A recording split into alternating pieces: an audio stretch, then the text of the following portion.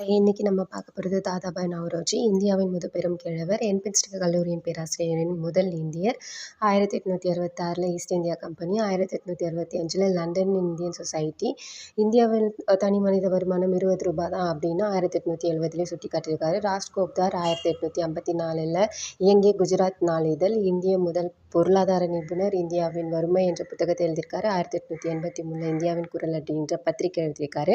3 முறை ஐஎன்சியோட தலைவராக இருந்திருக்காரு. 1886 கல்கத்தா, 1893 லாகூர், 1906 கல்கத்தாவில். ஆங்கில பாராளுமன்றத்தின் முதல் இந்திய அங்கத்தினரும் பிரிட்டிஷ் மக்கள் அவையின் உறுப்பினராக தேர்ந்தெடுக்கப்பட்ட முதல் இந்தியர். பிரிட்டிஷ் தன்மையற்ற ஆட்சியும் இந்தியாவின் வறுமையும் அப்படிங்கிற நூல் 1901.